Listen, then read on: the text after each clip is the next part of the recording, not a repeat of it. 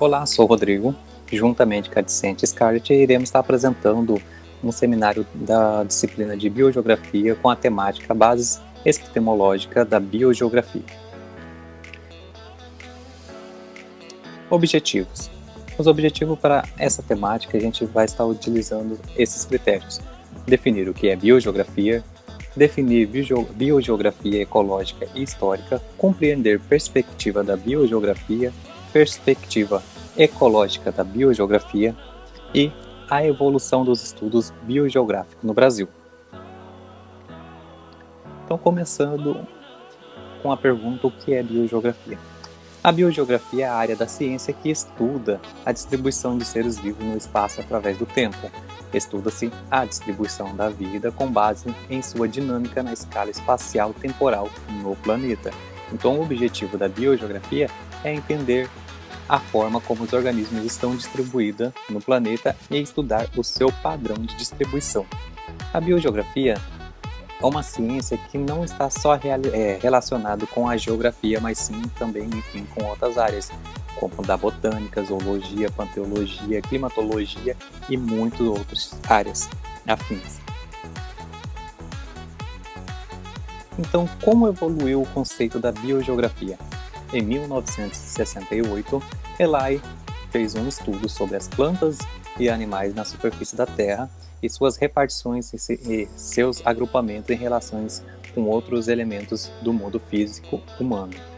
Nesse estudo que ela fez, ela trouxe novos conceitos, abrangindo a biogeografia. Então, nela sim está defendendo que exclui os aspectos dinâmicos do processo espaço-temporais que se realizam de forma contínua no sistema natureza. E ela trouxe novos conceitos para dentro da biogeografia, como a dispersão, extinção e vicariança, que é o termo de conceito para variância entre as espécies. Em 1976, Müller trouxe outro conceito para a biogeografia, que na sua pesquisa que ele fez, trouxe as razões e distribuições do micro-organismo da comunidade viva, com um conceito de com um novo conceito de biocinose, que seria a associação equilibrada dos animais e plantas no mesmo biotipo, que está relacionado ao ecossistema na paisagem. Em 1988, Brown e Lominon definiu biogeografia como a ciência que se preocupa em documentar e compreender os padrões espaciais da biodiversidade. Esses são alguns exemplos que eu trouxe e existem muitos outros estudos nessa área do conceito da biogeografia também. Então, a biogeografia teve subdivisões. Então, a biogeografia que estuda os seres vivos, quando o enfoque do estudo são apenas vegetais, estamos falando de fitogeografia, que está abordando a biogeografia florísticas, ou apenas animais, que são no termo de zoogeografia, onde que está englobando a biogeografia faunísticas relacionadas aos animais. Também há outras áreas onde que se atua a biogeografia. Como exemplo, eu trouxe aqui também, que é um dos 3 pilares onde que engloba a biogeografia. Atualmente é o homem entregado também à natureza, que é um papel e deve ser estudado pela biogeografia antrópica e biogeografia social. Além dessas 3 subdivisões, há novos desdobramentos, conforme o enfoque que é estudado. Ou seja, pode haver outras áreas e outros fins a partir dessas 3 áreas que eu apresentei. Então, biogeografia ecológica e histórica. O botânico suíço de Candolle, em 1820, dividiu a biogeografia em 2 sub-áreas. A biogeografia ecológica, que estuda os processos ecológicos que ocorrem ao curto prazo e atua sobre os padrões de distribuição do organismo, analisa a distribuição dos seres vivos em função da sua adaptação e as condições atuais ao meio, e a biogeografia histórica, que estuda os processos ecológicos que ocorrem ao longo do prazo e atua sobre os padrões de distribuição do organismo, explica a distribuição dos seres vivos em função aos fatores históricos.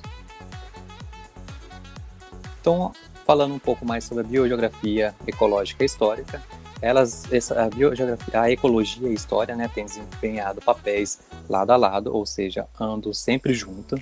Sendo assim, essa tal divisão e oposição tem posto vários obstáculos que beneficiam o desenvolvimento da ciência em biogeografia, descrito por Mahoney em 1993 e 2004 e Christys em 2001.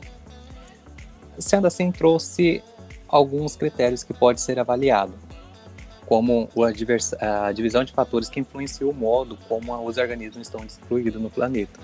Ou seja, alguns exemplos como foi incluído, como placas tectônicas, estreitamento e alagamento de leito de rio, glaciações, fisionomias vegetais, falando um pouco sobre os biomas, englobando aqui clima, umidade e corrente marinha, e entre outras. Esses só foram alguns exemplos que eu trouxe. Sendo assim, torna extremamente difícil estabelecer uma linha divisória em que seria o fator ecológico ou histórico.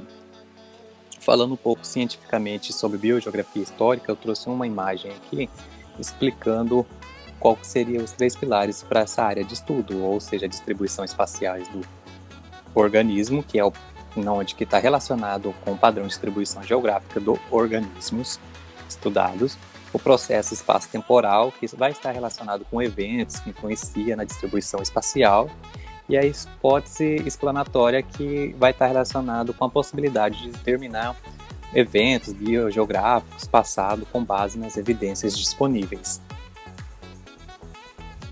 Vou comentar um pouco sobre as perspectivas históricas da biogeografia e os primórdios dos estudos da flora e da fauna. Vamos começar aqui com o filósofo Teofrasto, que foi o aluno e sucessor de Aristóteles. Ele foi o primeiro a observar as formas e os crescimentos vegetais, destacando a importância dos vegetais e a influência que o clima tem sobre eles. Depois desse filósofo, teve o Alberto Magno e o frade católico Francisco de Assis, que fizeram alguns trabalhos que começaram a descrever sobre os animais.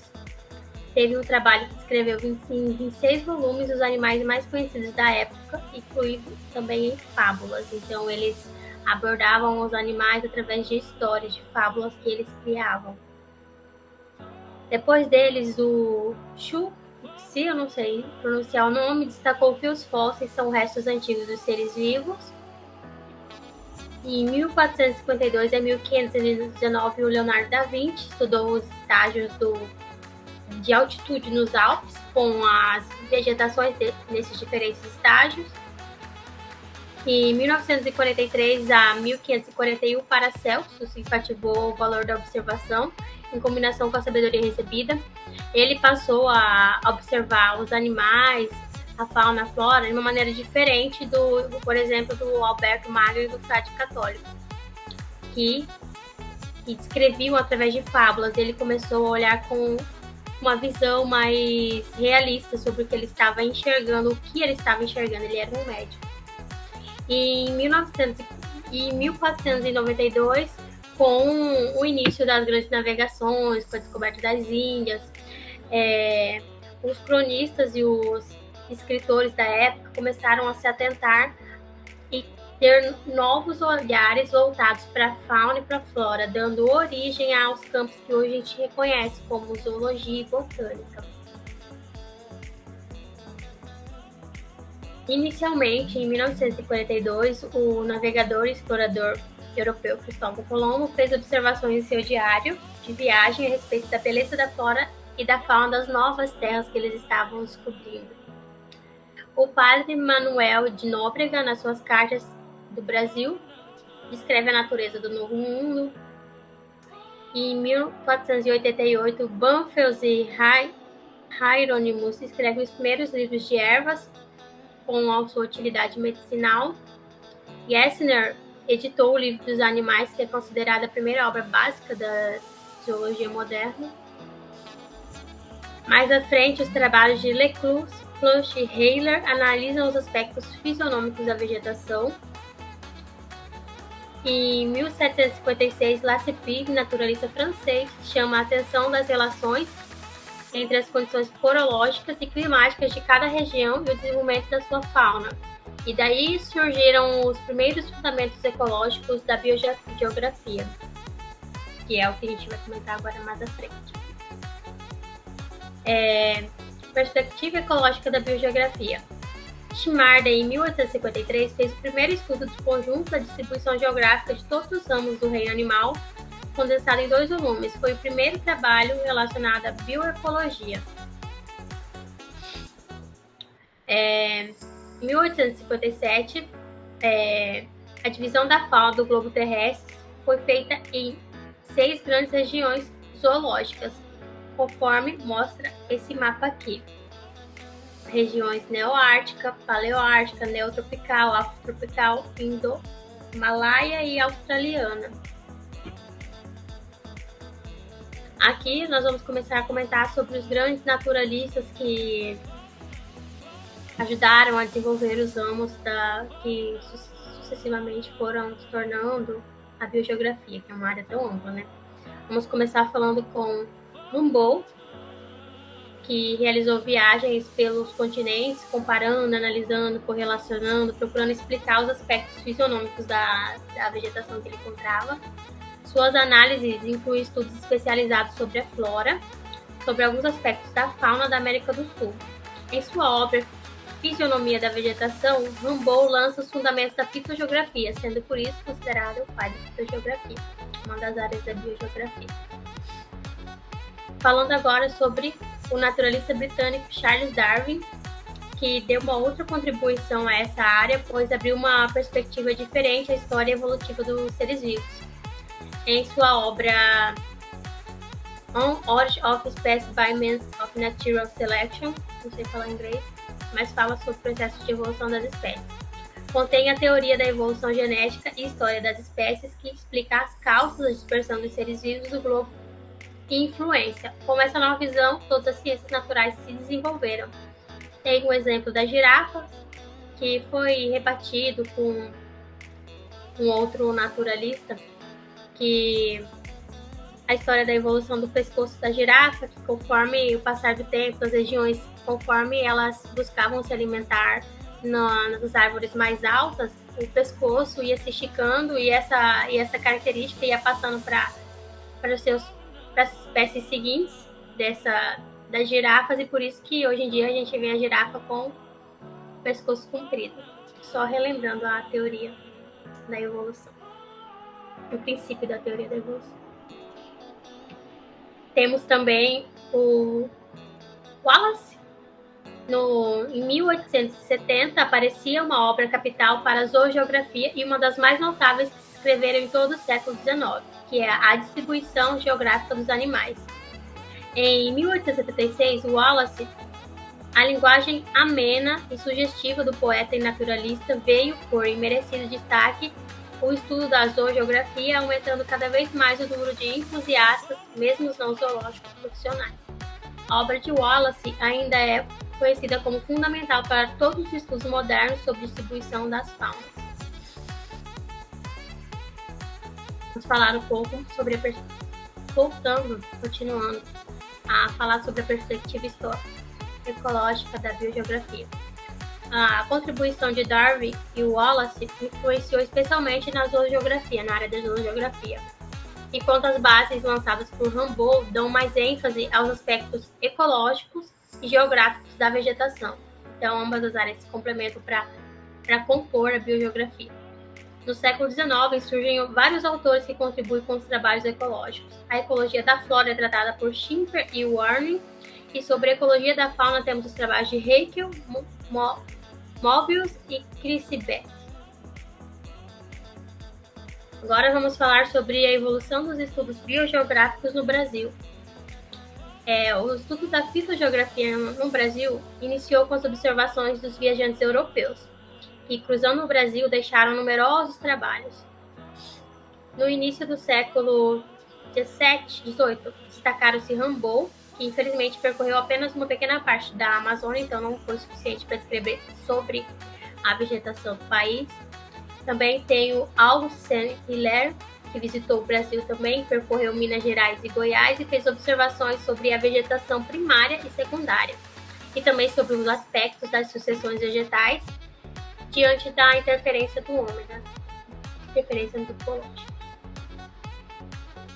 Temos também Carl Friedrich von Martius, que relata nas suas viagens os aspectos das formações mais complexas, como a mata fluvial, campos e caatingas, e associa a distribuição dessas formações vegetais à distribuição aos aspectos fisionômicos ambientais na região. Então, ele já começou a associar as formações vegetais aos aspectos de cada região. Ele escreveu a obra Flora Brasiliensis, de 40 volumes, e que ainda hoje é de grande importância científica.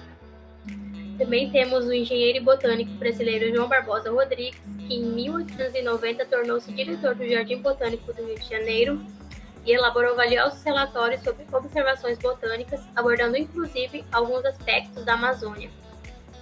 Ernesto Uller dedicou seus estudos à flora da Amazônia e à altitude na área de Itatiaia, São Paulo. Aqui temos outros escritores, outros pesquisadores que também fazem parte da evolução dos estudos biogeográficos no país. A gente pode citar Wettstein, em 1904, que se dedica a descrever, a estudar a flora de São Paulo. Temos Alberto Lafferty, que também fez trabalhos mais voltados para o Ceará. Temos também Philip von Letjesburg, que dedicou seus estudos à vegetação do Nordeste, aprofundando-se na caracterização dos diferentes tipos de caatinga, além de se preocupar com alguns aspectos de reflorestamento. Temos João Batista Lacerda, que estuda as plantas tóxicas do país, visando a sua aplicação em farmacologia.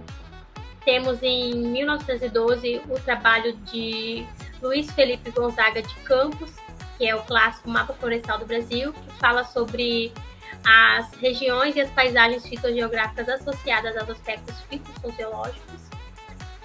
Temos a obra A Primeira Fitogeografia do Brasil, que foi escrita por Alberto José de Sampaio em 1929.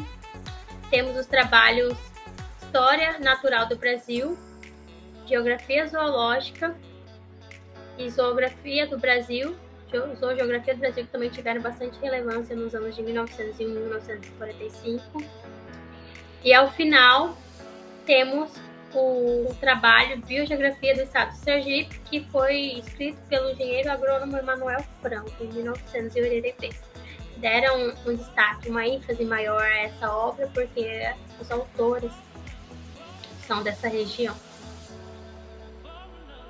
E é isso, essa foi a referência que a gente utilizou para a montagem da nossa apresentação, e espero que vocês tenham gostado.